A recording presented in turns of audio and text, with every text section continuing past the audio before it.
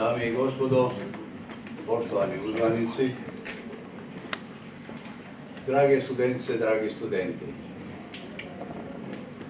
Htio bih vam najprije predstaviti našeg počasnog gosta, dragog gosta, našu tenderar, zonja prezidente, dr. Vjosa Osmani Sadriju.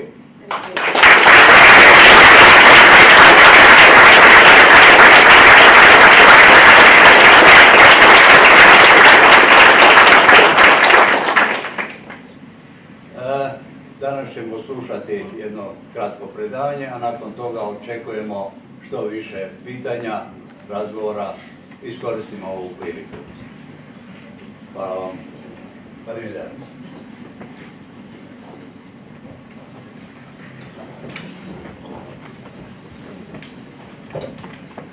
Zoti rektor, Zoti ambassador, zonja dhe zotri, rector, ambassador, ladies and gentlemen, Dobardan, mirëmëngjes. I was asked to speak in English, of course taking into account that the vast majority of students here are from international relations, but even if not, thank God the young generation speaks so many languages nowadays, so I'm sure that we will understand each other very well. It is truly a great pleasure to have the opportunity to speak here at Libertas University, one of the oldest universities, but also led by one of the people who is a great friend of the Republic of Kosovo and Albanians all around the world, if I might add. So thank you so much for this welcome. Dear professors, thank you so much for joining us today. I'm sure that so many of you have heard practically every day about how important it is for the countries of the Western Balkans, those of us that are not yet in the European Union, to join the community of nations, community of free nations that are giving their contribution through this union. And this is becoming a topic that we hear about every day, but unfortunately the movement towards the European Union is becoming an extremely slow and frustrating process for so many countries around the region. I'm here today to talk about the importance of not losing hope, the importance of not losing patience, and the importance of not losing sight of how strategically important the enlargement process is, not just for peace and security, peace and stability in the Western Balkans, but it's strategically important for the entire European continent. It's also profoundly important for prosperity in our region, but as we speak, our continent is facing some of the most unprecedented challenges in the area of security, and unfortunately so is our region. So it is important now, as it was more than 20 years ago at the Thessaloniki summit, that we not only reconfirm the European perspective of the Western Balkans, but that we finally take courageous action and courageous steps towards the integration of our region. The Western Balkan countries need a clear time frame when it comes to their movement towards the European Union, as well as a very clear layout of what are the expected reforms that the countries of the Western Balkans need to undertake in order to move towards the European Union. Of course, there are malign forces outside of the EU that would want to hold our region back. It is in their interest, primarily Russian interest, but also other malign forces, if I may add, that the region stays behind as a destabilized part of Europe, because through this they would actually be attacking the values-based system that the European Union stands for. For that reason, it is important that beyond our countries, beyond our region, there are more and more European Union member states that understand that when the Western Balkans region is attacked, when the Western Balkan region is destabilized, that is actually a destabilizing action towards the European Union itself as a values-based system. I do talk about values, always understanding that this is a country that truly understands. Croatia is a country that truly understands the importance of values and standing up for these values. Not only Croatia has stood up for them as a member of the European Union, but also by making sure that it offers all the necessary support to the countries in our region to move towards this objective. In fact, as I stated yesterday in my meetings with the President and the Prime Minister, there are very few countries around the world, and especially in the European continent, that understand Kosovo and the rest of our region the way that Croatia understands us, and that support us the way that Croatia supports us. With the membership of Croatia in the European Union, and of course Slovenia as well, we understand how much more peace and stability that has brought to our region. With the membership of Croatia, Slovenia, but also Montenegro, North Macedonia, and Albania into NATO, we understand how much more security and safety that has brought to our region. For that reason, we see the Euro-Atlantic community as our only home, the place where the Republic of Kosovo as well belongs, the rightful place where we seek to give our contribution as well, so that the members of the Euro-Atlantic community start seeing our potential as well, and not just see us as a burden. Of course, as we speak, we are still facing enormous challenges, primarily security challenges, that are unfortunately coming from Serbia as the only source of instability in our region for many years now. It is unfortunate that this is happening because, of course, countries in our region, at least 4 out of the 6 in the Western Balkans, including Kosovo, are at the 100% alignment with the EU on every foreign and security policy decision. Although Kosovo does not have a candidate status yet, and we don't even have a legal obligation to align with the EU on every foreign and security policy decision, we have done that as a unilateral will of the people and the institutions of Kosovo, and aligned with the EU on every decision, including the latest ones when it comes to sanctioning Russia or sanctioning Iran and a number of terrorist organizations. Unfortunately, that has not happened for the entire region, and we can see that Russia, through proxies, continues to play a very destructive and malign role when it comes to peace, stability, and security in our region. Which is why we need more help, more support, and more attention from the European Union. Because, as you all know, there is never a vacuum. If the European Union and the Euro-Atlantic community looks aside, the place doesn't stay in a vacuum. It's the malign forces, mostly led by Russia, that take that place, take that influence, and unfortunately then take the entire region backwards. There are, of course, dark forces that want to bring us back to the 90s. We need to make sure that it's democracy and freedom that prevails, and the values that stand at the very foundation of the European Union and the foundations of our countries that prevail during these very difficult times. Now, we've had security challenges in the past couple of days in Kosovo that amounted to an act of aggression by Serbia. What does that tell you? Not that I want to dwell into detail about what has happened in Kosovo in the past couple of days, because I'm sure that many of you have been listening to the news and also the statements that are coming not just from Kosovo's leadership, but also the leadership of the United States and the European Union. But it does teach us a very important lesson, which those of you in Croatia that have been following politics since the 90s already know. And that is very simple. Appeasement of autocrats never works. Appeasement of autocrats never leads to long-lasting peace. In fact, it has the opposite effect. That's what history teaches us. The more autocrats and dictators are appeased, the more they are emboldened and encouraged to use violence. Not to choose the West, but in fact to choose the Kremlin. Not to choose democracy and peace and good neighborly relations, but instead to choose violence. And we strongly believe that it was exactly the active appeasement policy towards Vučić that has led him to believe that he should resort to violence. And we are openly speaking about this with our allies and partners in the European Union. Because if no preventive measures are taken towards proxies of Russia in our region.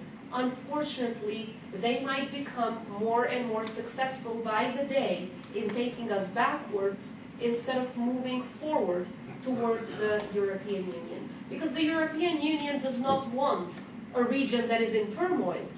They don't want the integration and the enlargement of countries that have problems with one another, let alone security problems.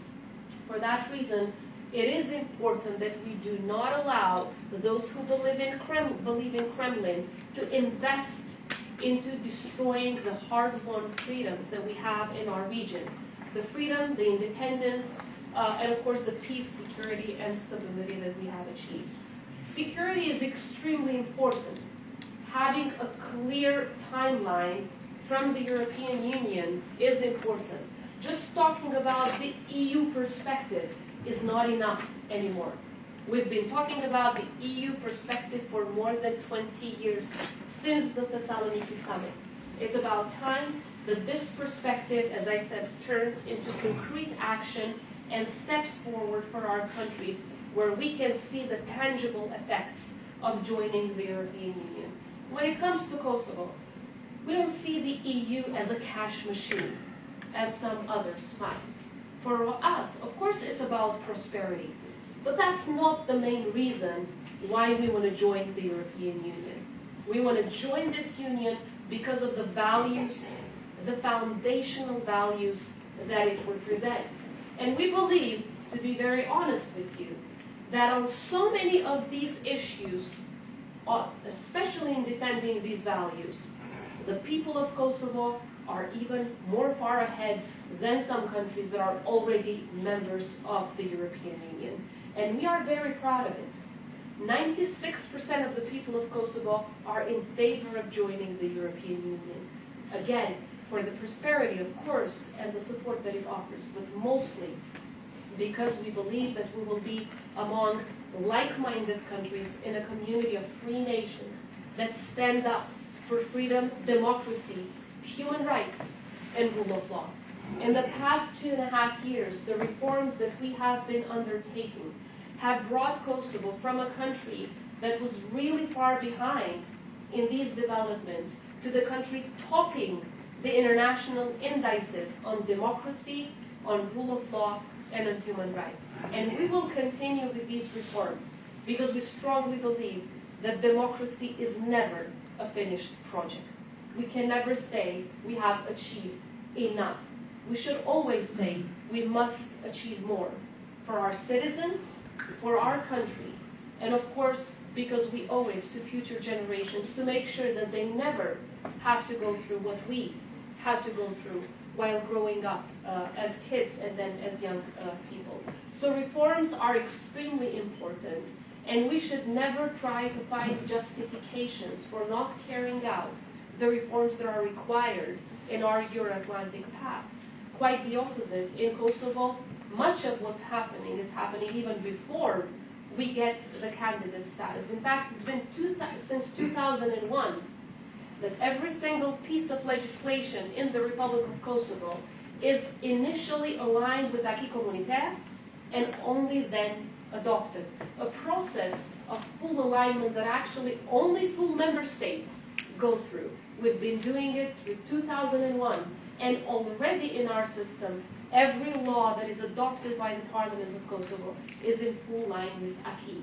And as I said, the reforms that we have been undertaking in this past 2.5 years, especially on rule of law, put Kosovo at the forefront of positive developments in this area, especially moving on with developing our democracy.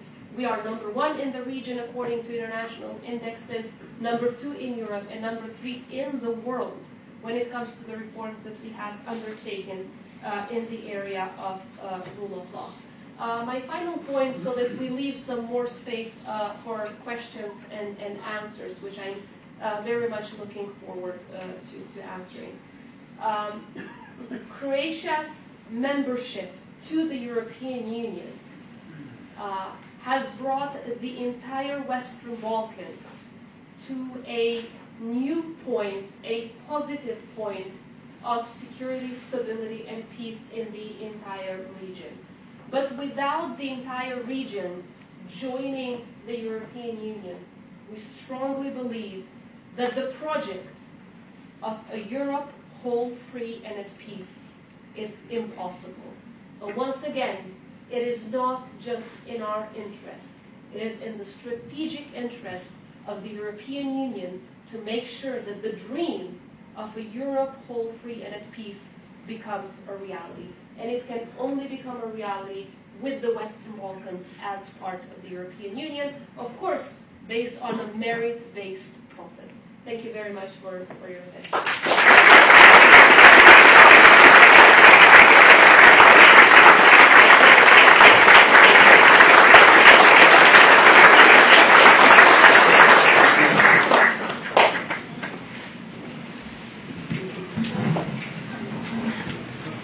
Pa, izvolite pitanja.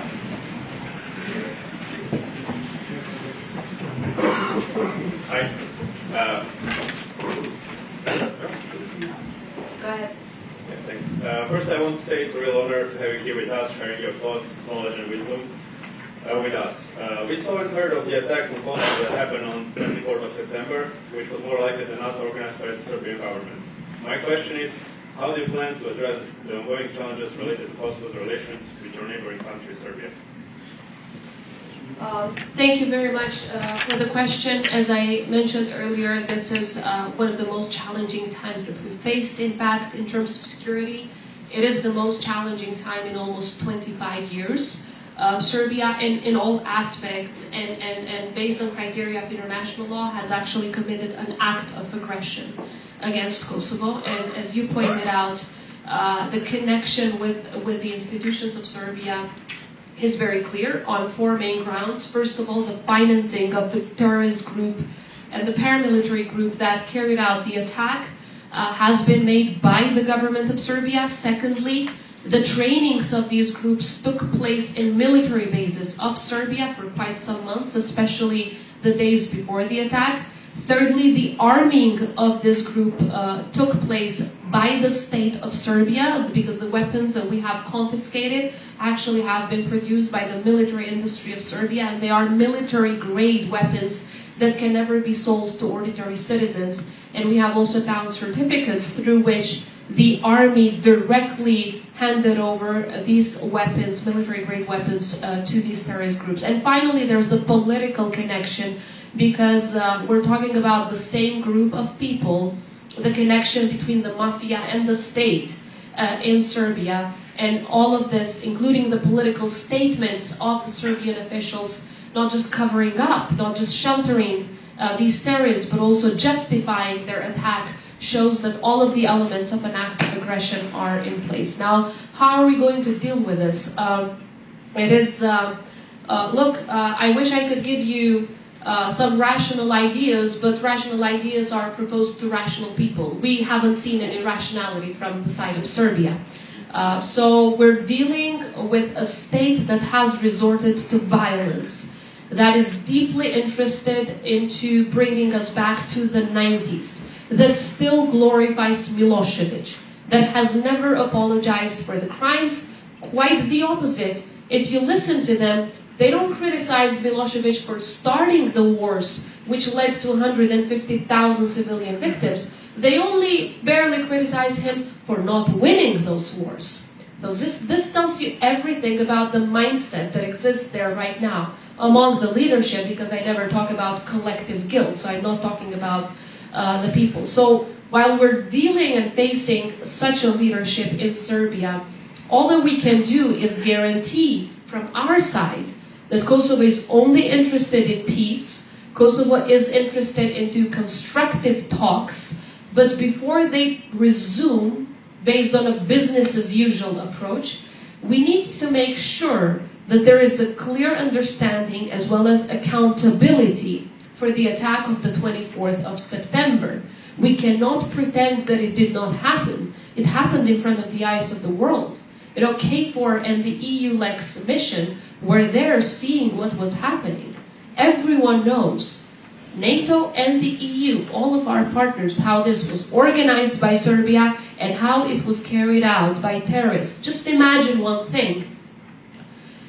weapons of a military grade normally have a clear chain of custody. So they are under the chain of custody of the state. If this time they ended up in the hands of terrorists, they came to Kosovo, but next time these weapons, military grade weapons, through these terrorists might come to Zagreb. They might go to Berlin. They might go to London or to Paris. Because this is what happens when you give weapons to terrorists, especially when you give military grade weapons to terrorists. So all of us, in fact, are endangered by that attack, not just Kosovo. So there must be accountability on Serbia for the attacks that they have committed. And of course, we need more support from the international community so that we can secure the border between Kosovo and Serbia so that no more weapons and no more armed people can enter. We see these two as preconditions for peace, but also as a prevention for further attacks from happening. If these two preconditions are met, which are not preconditions of Kosovo, but as I said, preconditions for the sake of peace, I strongly believe that then we can get back to a process that is more balanced, and in that process Kosovo will certainly be the constructive party and one that contributes to peaceful relations with all of its neighbors, including with Serbia. We have never attacked Serbia. We have never invaded Serbia. We have never committed any crime against Serbia. In fact, the Kosovo police is defending Serbs in the north from the gangs that are attacking them on a daily basis, intimidating and terrorizing them on a daily basis through gangs that are paid, financed, and incited by the government of Serbia. So the more we are supported by the transatlantic democracies, the more we will be successful in maintaining, securing and safeguarding the peace and stability and the hard-won freedoms that we have achieved together with all of you. Thank you very much for addressing us here, the students and the faculty. My name is Ivan Grdišić. I'm also teaching here and a professor of political science. I don't have really a question. I have two comments that I would like to hear your response. We have seen in Croatian development and membership process that NATO alliance and getting ready for NATO membership is a good step towards the European Union. There's a lot of work that has been done in the NATO accession process that is useful and sort of a general rehearsal for a future European membership. You got your IB ready in time. So I would like to hear your comment on this. Do you think about this as a good strategic way to the final aim? And the second suggestion, if you'd like to comment, is you have a hard-working diaspora in the European Union, in Croatia, people who already live in the European Union and work and support the families in the country back home. Do you have any plans how to incorporate this knowledge and experience of these people in your reform process at home? Thank you very much. Thank you. Absolutely very valuable comments, and I definitely agree with you when it comes to the first comment that you made, that NATO accession has prepared so many countries to be even more ready for their accession to the European Union. We've seen that with some countries in the region, which is why for the current institutions of Kosovo, NATO membership is priority number one. For many reasons, that being one of them, what you just mentioned, but primarily because we believe to be in NATO means to be safe.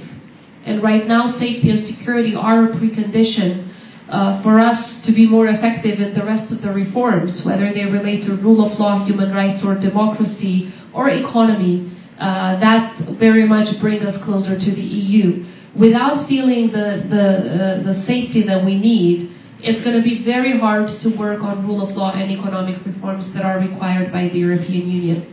So the top priority for Kosovo's institutions right now is to getting Kosovo ready for NATO membership. We believe that starts with PFP, Partnership for Peace.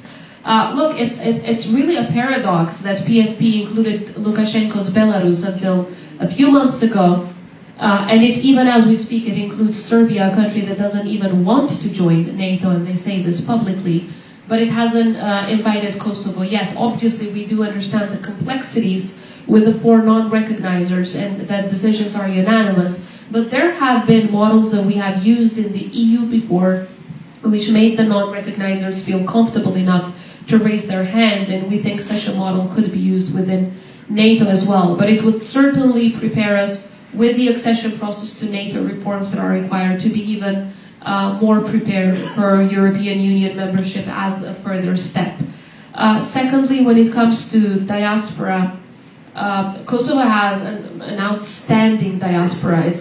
I think it's the best diaspora in the world. I know you have a great one as Croats as well, but ours is it's immensely helpful, supportive to their country. It's people that left during the 70s, 80s, well, some even during the 20s, because as you know, there have been a number of genocides against the people of Kosovo and ethnic cleansing processes from before, but especially the generations that left during Milosevic's regime and also during the war, they are so connected in so many ways, and they are economically supporting our country in ways that it's hard to put into words, and a great support.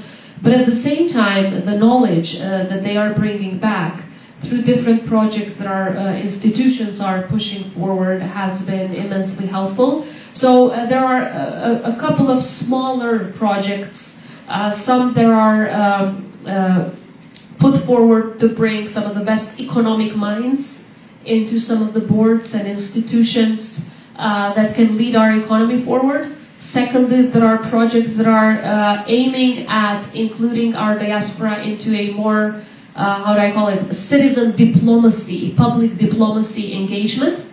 And there are also projects that are aimed at including our diaspora in reforming the education system in a way that would bring more vocational training to our educational system, because we see that there's quite an overlap and discrepancy between what the market economy requires and what our universities are producing. So we have engaged our diaspora quite a lot through their experience that they have, especially in the German-speaking countries. So Germany, Austria, Switzerland, because they do have that experience where it's a good mixture between vocational training and university teaching, so that our factories, our businesses can actually get the expertise that they need, instead of just getting the lawyers, the politicians, the international relations, all of us. I mean, I'm a lawyer, so that's why I can easily say this.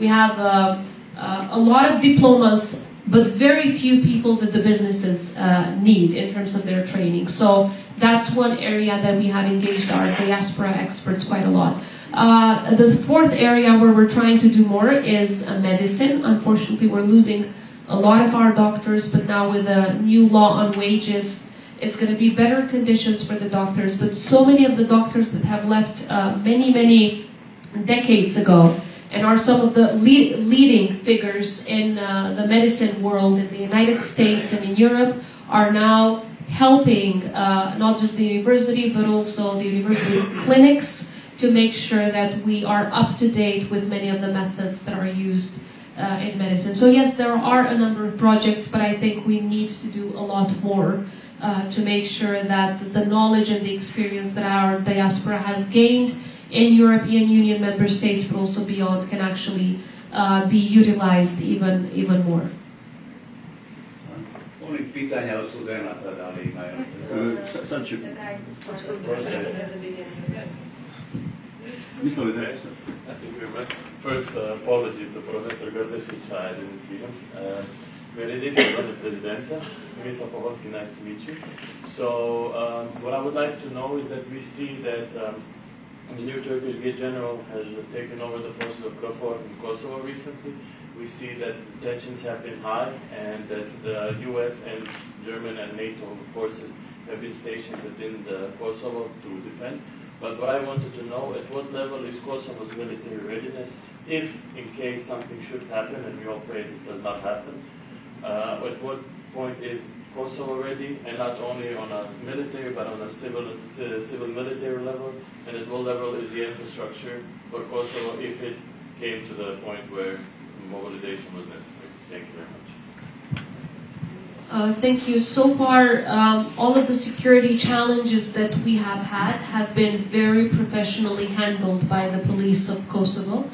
that has been trained with very special trainings to deal with the specific challenges that Kosovo's North has presented in the past couple of years. We have, I believe, the most professional police in the Western Balkans, and the 24th of September has reinforced this, not just among us, but also among our partners. We still need to invest a lot in our police. We need to support them more. They deserve more support from the state, and we are certainly working in this regard. And when it comes to the role of NATO, they have a very clear mandate to make sure that they ensure peace and security based on also the military technical agreement that was achieved in 1999, according to which NATO must stop armed people and weapons that might come in from Serbia. So they have a very clear mandate to do this. Now, we have been coordinating our work between our security institutions and NATO pretty well, and the result, of course, was seen on the 24th of September, and we need to work together in safeguarding the border.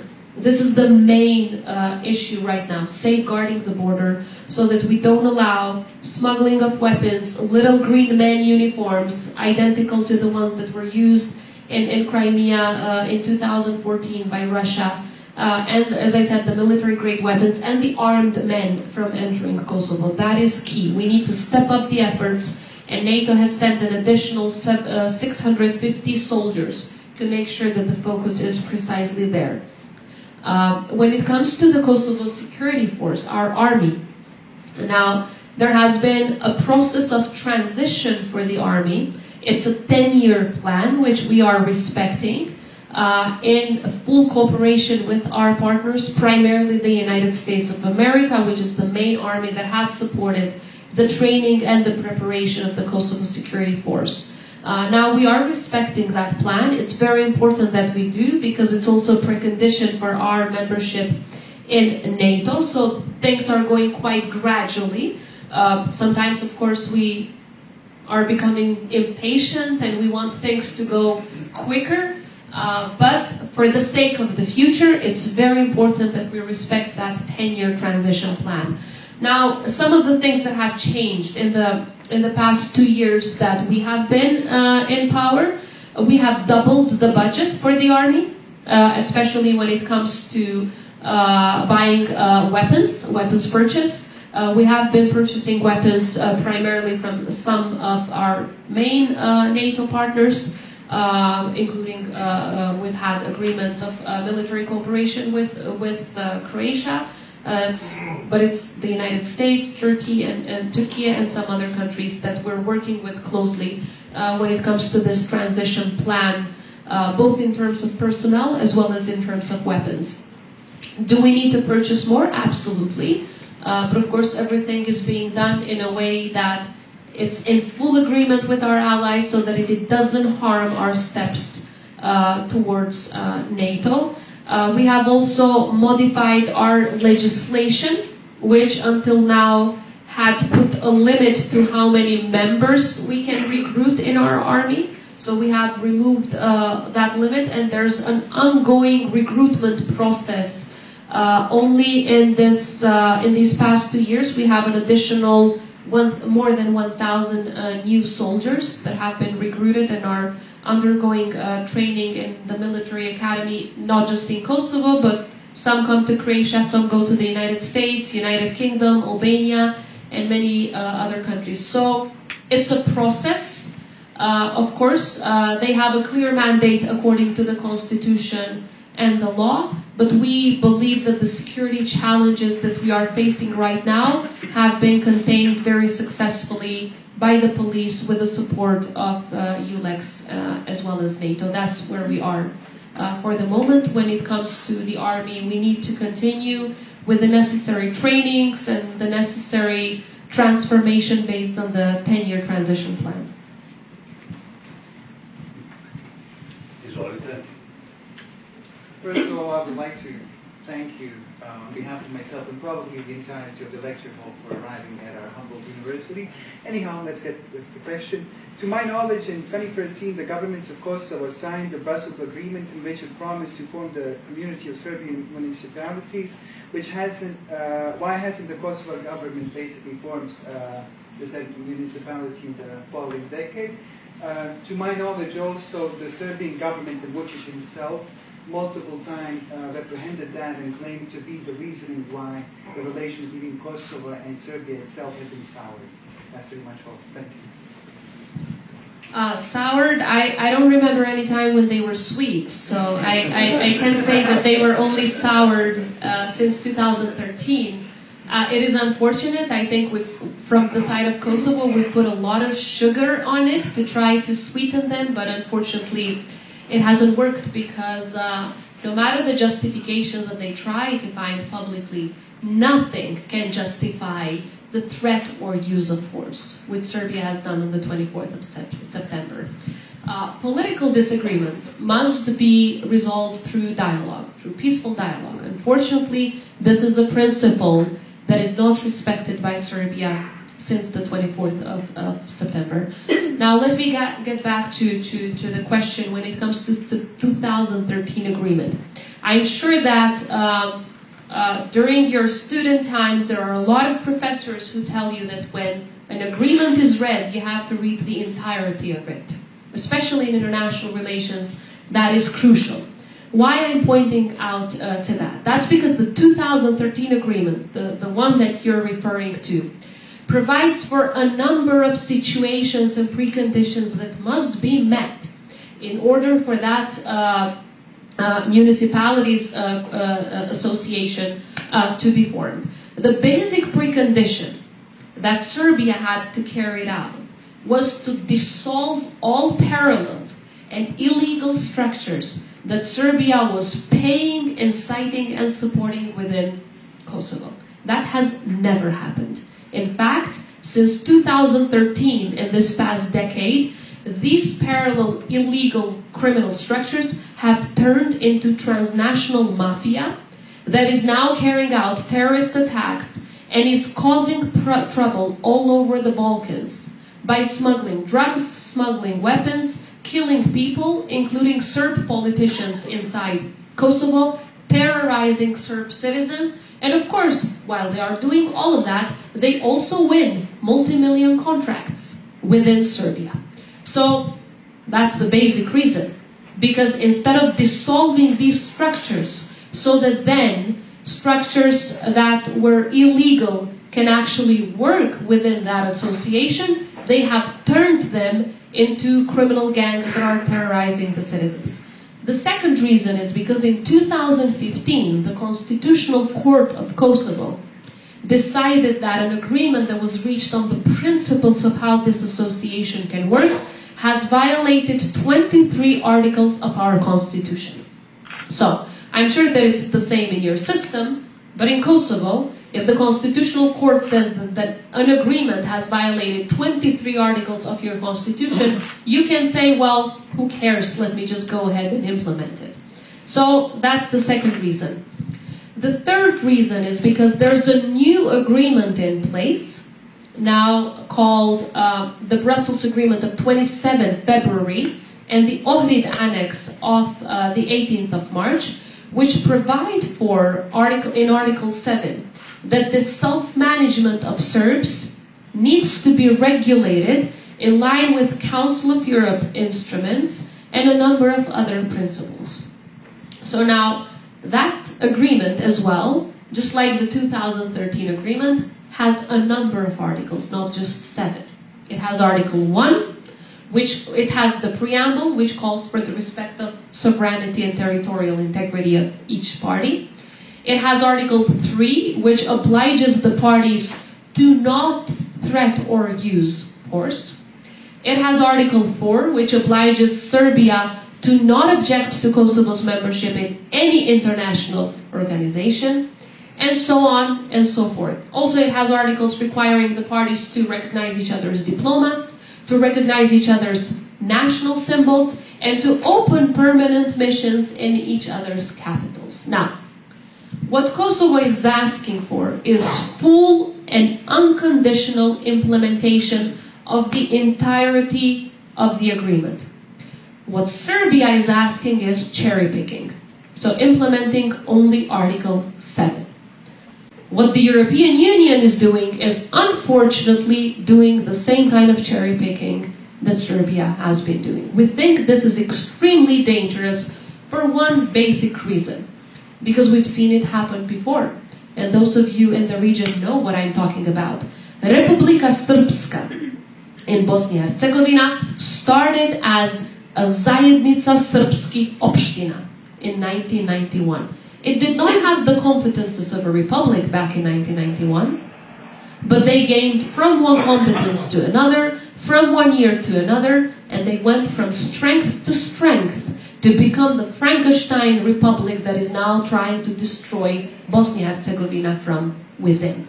So if we do that, if we just implement everything right now, and Serbia doesn't implement their part of the deal, what is the leverage that they will have to actually do what they promised to do, whether in 2011, whether in 2013, or the latest 2023 agreement? So in Kosovo, we believe that implementation should go in parallel. If Serbia implements something, Kosovo implements something. Then, both of us do our work instead of the cherry picking and instead of, the green pass that Serbia has been getting since 2011, where the list of their non-implementation is extremely long and they never did anything. But no one is calling them off. So this lack of balance and lack of fairness in the dialogue has actually hurt the process immensely. So we are not running away from our obligations, but we believe that there must be balance so that both parties implement and not just have Kosovo implement as we have done in the past 12 years of dialogue and not require Serbia to do anything. Because look at where this approach has brought us. It has brought us to a point where Serbia believes that they can use paramilitary forces to attack Kosovo and still get away with it. We think it's wrong, but most importantly, we think it's extremely dangerous because violence, as you know, it never ends with Kosovo. It never ends with Kosovo.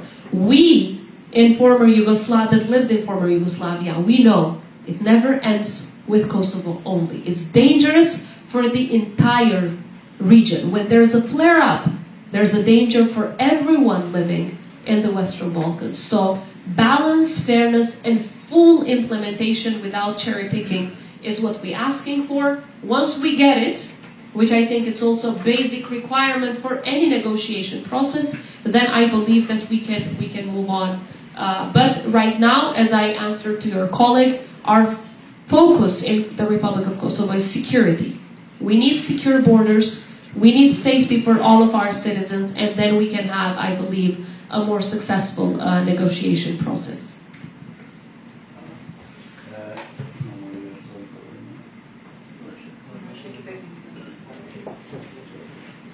Thank you. Hrvoje Prpić, a student from International Relations. First, I want to congratulate you on the winning against Dinamo Zagreb.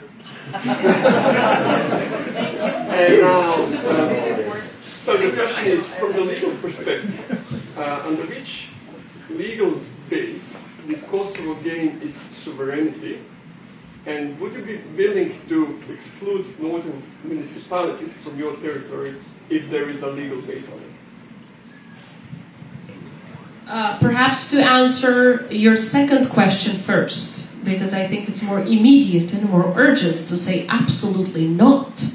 In international law, there's a clear distinction on who has the right to self-determination. The right to self-determination belongs to peoples. Kosovo fulfills all of the criteria and always has that are foreseen in international law when it comes to being considered a peoples that has the right to self-determination, which does not belong to minority communities such as the one in the north. Secondly, the International Court of Justice has clarified the entire legal basis through which Kosovo has become an independent nation and has clarified also that no basic rule, whether of general international law or specific resolutions of the UN Security Council have been violated by the Declaration of Independence of Kosovo. As we have argued in front of the ICJ, Kosovo was a constitutive unit of former Yugoslavia, identical in all competences, but in name. But Kosovo had the same legal right, once Yugoslavia would be dissolved, to use that right of self-determination and decide on its own status. That's number one. Secondly, as clarified in the International Court of Justice, especially a piece written by Judge Trinidade of Brazil, which I very much would recommend that anyone would read. It's, I think, one of the best pieces written in the history of international law and relations. So, the judge of the ICJ explains that, perhaps to conclude in a few words. If a country commits genocide, war crimes, and crimes against humanity, against the people who live in its territory, they lose the right to invoke the principle of territorial integrity and sovereignty. Serbia, under Milosevic, committed all of these horrendous crimes against the people of Kosovo. Therefore, based on contemporary international law, losing the right to invoke the principle of territorial integrity and sovereignty because, as the judge explains, the state exists for the people, not vice versa. If the state abuses this power to kill the people who live in its territory, you can't talk to us about territorial integrity any longer.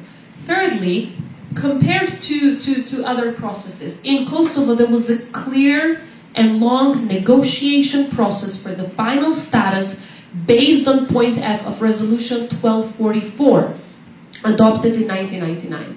That resolution had foreseen that there would be a final status negotiation process that must end based on the principles of the Rambouillet Accords. What does the principles of Rambouillet Accords tell us? They take us to a very basic principle called the will of the people. So practically the resolution 1244 had foreseen that the final status of Kosovo must be resolved based on the will of the people. If you read the opinion of the International Court of Justice, they clarify that on the 17th of February 2008, exactly that criteria of Resolution 1244 of the UN Security Council that was met, because the Declaration of Independence that was supported by more than 95% of the people of Kosovo was exactly the will of the people. It was not the decision of a bunch of politicians, but was an act of the people of Kosovo, and the ICJ says exactly like when the United States said we declare ourselves independent, listening to the will of our people, exactly like when Greece became independent. That's exactly the same criteria based on which Kosovo became independent. And my final point, there's a clear interpretation of the International Court of Justice of general principles of international law that were followed, that took us to the Declaration of Independence, but the legal context, the political context, and the historical context all clarify that Kosovo's independence is in full line with international law. There's absolutely no comparison to what you're talking about in the north, where in fact in the north it's about 30,000 to 40,000 people that are living under the terror of gangs, criminal gangs that are paid by Serbia. 2/3 of the Serbs actually live in the south, east, and west, perfectly integrated into Kosovo society. The only reason why the citizens in the north are being kept hostage by Belgrade is because Belgrade has territorial claims against Kosovo. They don't care about the people. They care about the territory where those people live. So no comparison either from a legal aspect or other aspects whatsoever. And as I said, I would strongly suggest that not just the advisory opinion, about 40 pages document of the International Court of Justice, but if you could also read some of the separate opinions of the judges, especially the Brazilian judge, these are some of the most important pieces in the history of international law to understand how it came to Kosovo's independence and why it cannot be abused by other places in the world, let alone the case of the north of Kosovo, which is an integral part of the Republic of Kosovo, and of course it will remain so forever.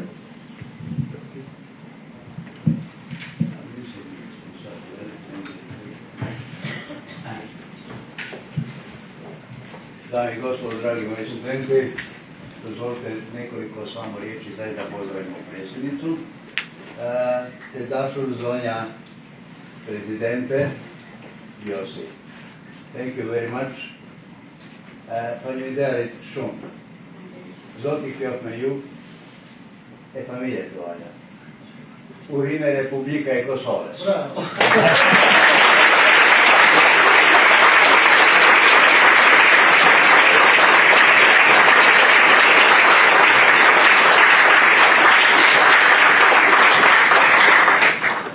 Hvala našoj predsjednici, hvala dragi gostima, hvala Your Excellency, našem ambasadoru iz Kosova, profesoru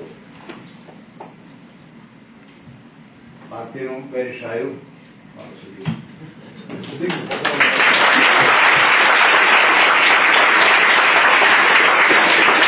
Zahvaljujem svim članovima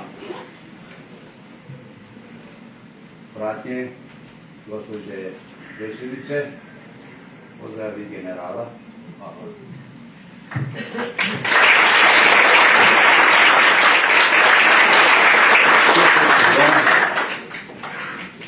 Pridon suprug gospođe predsjednice.